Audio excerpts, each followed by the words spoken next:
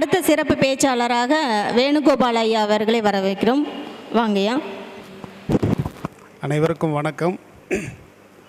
இந்த காமாட்சி அம்மன் ஜோதிட ஆய்வகம் நடத்தும் 4வது மாதாந்திர கருத்தரங்கத்துக்கு என்னை அழைத்து சிறப்பித்த வினோதினி அம்மா அவர்களுக்கும் மற்றும் அவருடைய சகாக்களுக்கும் எனது மனமார்ந்த நன்றிகள். நான் ஒன்றும் பெருசாக இன்றைக்கி பேச போகிறதில்ல. சின்ன சின்ன விஷயங்கள், எனக்கு தெரிஞ்ச விஷயங்களை பேசலான் இருக்கேன். மொத்தம் 12 ராசி, 9 கிரகம், 27 நட்சத்திரம். இதுதான் ஜோதிடம். இது அனைவருக்கும் தெரிஞ்சது தான்.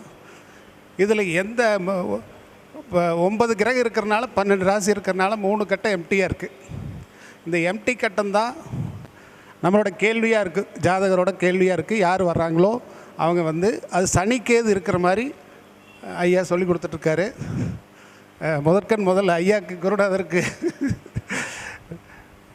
குருநாதருக்கு நன்றியை தெரிவித்துக் கொள்கிறேன். ராஜேசங்கர் எல்லாத்துக்கும், அண்ணனுக்கு எல்லாத்துக்கும் நன்றி. முதல்ல ஒரு ஜாதகத்தில் கிழமைநாதன் கிடக்கூடாதுங்க.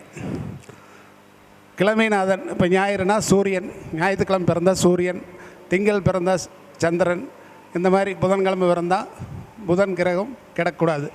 புதன் கிரகம் எல்லாம் இந்த மாதிரி கெடாமல் நல்லா இருந்துச்சுன்னா அது பலமான யோகத்தை தருது. ரொம்ப சிம்பிளாக நினைக்கிற கிழமைநாதனை, அந்த கிழமைநாதன் ரொம்ப நல்லா ஒரு பெரிய பலனை தருது. ஆனால் அது 6, 8, 12 நீசம் அஸ்தங்கம் இந்த மாதிரி போனாலே அந்த ஜாதகத்தோட சிறப்பை குறைக்குது.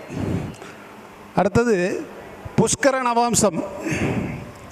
புஷ்கர நவாம்சம் வந்து நவாம்சத்தில் வந்து குரு வீடு சுக்கிரன் வீட்டில் லக்னமோ சந்திரனோ அமர்ந்தால் அது மிகப்பெரிய யோகத்தை தருது. மற்ற எந்த கிரகங்கள் நவாம்சத்தில் குரு சுக்கிரன் வீடுகள் அமர்ந்தாலும் அதுக்குரிய நல்ல பலன்கள் 60% 70% நல்ல ஒரு வளர்ச்சியை தான் தருது, குறைக்கிறதில்ல. அடுத்து ஒரு ஜாதகத்தில் முதல்ல பார்க்க வேண்டியது யோகாதிபதிகள். யோகாதிபதிகள்னு சொன்னால் 5 குடையவனும் 9 குடையவன் தான். உதாரணத்துக்கு மேசத்தை எடுத்தோம்னா 5 குடைய சூரியன், 9 குடைய குரு. ரிஷபத்தை எடுத்தோம்னா புதன் 5 குடையவன், சனி 9 குடையவர். மிதுனம்னா சுக்கிரன் 5 குடையவன், சனி 9 குடையவர். கடகம்னா செவ்வாய் 5 குடையவர், குரு 9 குடையவர். சிம்மம்னா குரு 5 குடையவர், செவ்வாய் 9 குடையவர். கன்னினா சனி 9 குடையவர் சுக்கிரன். துலாமுக்கு 5 சனி, புதன் வந்து 9 குடையவர். விருச்சிகத்தில் குரு 5 குடையவர், சந்திரன் வந்து 9 குடையவர். தனுசுனா செவ்வாய் 5 குடையவர், சூரியன் 9 குடையவர். மகரம்னா சுக்கிரன் 5 குடையவர், புதன் 9 குடையவர். கும்பத்தில் புதன் 5 குடையவர், சுக்கிரன் 9 குடையவர். மீனம் சந்திரன் 5 குடையவர், செவ்வாய் 9 குடையவர்கள். இந்த யோகாதிபதிகள் வந்து எக்காரணம் கொண்டும் கிடக்கூடாது. 6, 8, 12 நீசம் அஸ்தங்கம் இந்த மாதிரி எது பாதகத்தில் இருக்கிறது, திரிசூனியத்தில் இருக்கிறது, அது கெடாமல் இருந்தாலே அந்த ஜாதகம் அதிர்ஷ்டமான ஜாதகமாக கருதப்படுகிறது. எந்த பிரச்சனை இருந்தாலும் தடைகளை தாண்டி, பிரச்சனையை தாண்டி கண்டிப்பாக அவர் மேலே வந்து விடுகிறார். அதுபோக சனிக்கேது பார்வையும் இந்த இந்த யோகாதிபதிகளுக்கு இல்லாமல் இருப்பது சிறப்பு. அடுத்தது திக்பலம். எல்லாத்துக்கும் தெரியும், லக்னத்தில் குரு புதன் திக்பலம், 4 சந்திரன் சுக்கிரன் திக்பலம், 7 சனி திக்பலம், 10 சூரியன் செவ்வாய் திக்பலம். திக்பலத்தில் எந்த கிரகம் இருந்தாலும் அது ஒரு நல்ல அந்தஸ்தை தருது, எந்த விதத்துலேயும் அது கெடுக்கிறதில்ல. சிம்ம வீட்லேயும் தனுசு வீட்லேயும் கட்டாய கிரகங்கள் இருப்பது ரொம்ப நல்லது. 5, 9ங்கிறது ஐயா சொல்லி கொடுத்துருக்காங்க. தேடி வரும் பாவம். எந்த கிரகம் 5ல் போய் அமர்ந்தாலும் அதனோட பாவ கிரகமாக இருந்தாலும் அதனோட தன்மை, அதனோட கடுமை குறையுது 9, 5ல் இருந்தால். அதே போல் 5, 9 பலம் ஆயிட்டாலே அது கை தூக்கி விட்டுறது. தனுசு வந்து கோதண்ட வீடுன்னு சொல்கிறோம். இழந்த அந்தஸ்துகளை மீட்கும் வீடு, உபதேச வீடு. மகாபாரதம், ராமாயணம் மற்றும் சாஸ்திர புக்குகளாக கண்டிப்பாக அவங்க வச்சுருப்பாங்க. 12ஆம் பாவத்தில் ஒரு கிரகம் இருக்கணும். அது வந்து 12ஆம் பாவம் கால் ஆட்டிக்கொண்டு கடைசி காலத்தில் அவங்களால சிறப்பாக இருக்க முடியும்.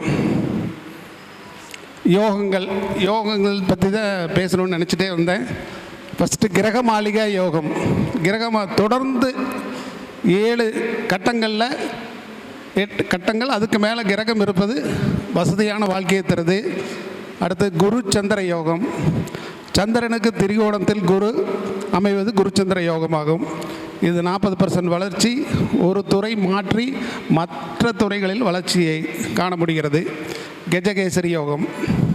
கஜம் என்றால் யானை, கேசரி என்றால் சிங்கம். குருவும் சந்திரனும் சமசப்த பார்வையில் இருப்பது ஆகும். இது ஆயுள் பலம், வாத திறமையை வளர்க்கும், எதிரியை வெல்ல முடியும், பிற தோஷங்கள் எந்த தோஷங்கள் இருந்தாலும் விலக்கி போய்க்கிறது. கஜகேசரி யோகம் உள்ள நாளில் திருமணம் அமைவது மிகச்சிறப்பு. சகட யோகம். குருவும் சந்திரனும் 6-8 ஆகவோ 2-12 ஆகவோ அமைவது சகட யோகம். இதில் பலன் ஆண் வாரிசு இல்லாமை, புத்திரத்தடை, திருமணத்தடை தாமதம் ஆகியவற்றுக்கு இது வழிவகுக்கிறது. இதுக்கு என்ன பரிகாரம்னா, யானை முடியில் மோதிரம் செய்து அணிவதே பரிகாரம். யானையோட தரிசனம், ஆசீர்வாதம் பெறுவது நல்லது. பிற்கால வாழ்க்கையில் 40% மேல் வளர்ச்சி. குரு மங்கள யோகம். குருவும் செவ்வாய் கிரகமும் சேர்க்கை பெறுவது குருமங்கள யோகம். குரு செவ்வாய் சமசப்தமாக பார்வை பெறுவதும் இந்த யோகத்தை ஏற்படுத்துகிறது. இந்த யோகத்தின் பயன்கள் பதவி பெறுவது, சொத்து சேர்ப்பது, பொருளாதாரத்தில் மேம்படுவது ஆகிய நன்மைகளை பெற முடியும். சந்திரமங்கல யோகம். சந்திரன் மற்றும் செவ்வாய் கிரகங்கள் சேர்க்கை பெறுவது மற்றும் சமசப்தம பார்வை வருவது மூலம் இந்த யோகம் அமையும். வாகனம், பதவி அமையும். செவ்வாய் கிரகத்தின் வீரியம் குறையும். ஹர்ஷ் யோகம். சந்திரன் 6இல் இருப்பது ஆட்சியில் இருப்பது ஹர்ஷ் யோகமாகும். அழகான உடல் வகை பெற்றவர்கள் செல்வந்தர் ஆவார்கள். சரள யோகம். லக்னத்துக்கு 8இல் இருப்பது ஆயுள் பலம், சொத்து சேரும், அமானிய சக்தி உண்டு, ஜோதிடத்துக்கு மிக மிக நன்று. விமல யோகம். லக்னத்துக்கு 12இல் சந்திரன் ஆட்சி உச்சம். கோயில் பணிகளில் ஈடுபடுவார்கள். தன் காலத்துக்கு பின்னும் இவரது பெயர் பிரபலமாக விளங்கும். பர்வதி யோகம். லக்னத்துக்கு 12இல் 12ஆம் பாவத்தில் 12ஆம் அதிபதி லக்னத்துக்கு 12ஆம் பாவத்தில் இருக்கிறது, இல்லை 12ஆம் பாவாதிபதி லக்னத்தில் இருப்பது. இது தயாள சிந்தனை, கூட்டு குடும்பம், கும்பாபிஷேகம் செய்பவர்கள் இந்த யோகத்தில் பிறந்தவர்கள். அதே போல் ஒருவர் செல்வந்தர் ஆக வேண்டுமென்றால் கேந்திரங்கள் பலம் பெற வேண்டும். 1, 4, 7, 10. அது எப்படி என்றால், ஒரு பணபரஸ்தானமான 2, 5, 8, 11இன் 9ஆம் பாவம் தான் கேந்திரமாக வரும். உதாரணத்துக்கு 2ஆம் பாவத்தை எடுத்துட்டோன்னா அதனோட 9ஆம் பாவம் 10ஆம் பாவம். 5ஆம் பாவம் எடுத்தால் அதனோட 9ஆம் பாவம் 1ஆம் பாவம். 8ஆம் பாவம் எடுத்தால் அதனோட 9ஆம் பாவம் 4ஆம் பாவம். 11ஆம் பாவத்துக்கு 9ஆம் பாவம் 7ஆம் பாவம். அதனால் பணபரம், ஒரு செல்வந்தர் கண்டிப்பாக அந்த ஜாதகம் ஜெயிக்கணும்னா, செல்வந்தராக இருக்கணும்னா கேந்திரங்கள் 1, 4, 7, 10 பலம் பெற்றாலே அவங்க கண்டிப்பாக செல்வந்தர். இதுவரை பொறுமையாக கேட்டதுக்கு நன்றி. குருநாதருக்கு மீண்டும் என்னுடைய நன்றியை தெரிவித்துக்கொண்டு நன்றி. வினோதினி அம்மாவுக்கும் நன்றி. நன்றிங்கய்யா. எத்தனை யோகங்கள் இருந்தாலும் பாவம் கரெக்டாக இருக்கும். யோகங்கள் பல வாய்த்திடினும் பாகம் பரியாவில் அப்படின்னு சொல்லுவாங்க, ஜோதிட குறள் இருக்குது. எத்தனை யோகங்கள் இருக்குது அப்படிங்கன்னா, அந்த யோகங்கள் நமக்கு கிடைக்கணும் அப்படின்னா இந்த லக்ன பாவம் பலம் பெற்றிருந்தால் தான் அந்த யோகத்தை அடைய முடியும் அப்படிங்கிறது தான். நன்றிங்கய்யா. ஜோதிட ரத்னா சங்கமம் அழைப்பை ஏற்று வருகை தந்திருக்கும் வேணுகோபால் ஐயா கோவையிலிருந்து வருகை தந்திருக்கிறார். ஐயா அவர்களுக்கு எங்கள் ஊரை சேர்ந்த மதிப்புக்குரிய உயர்திரு ஒத்து ஐயா அவர்களை மேடைக்கான அழைக்கிறேன். வாங்க. ஜோதி தியேட்டர் ஓனர்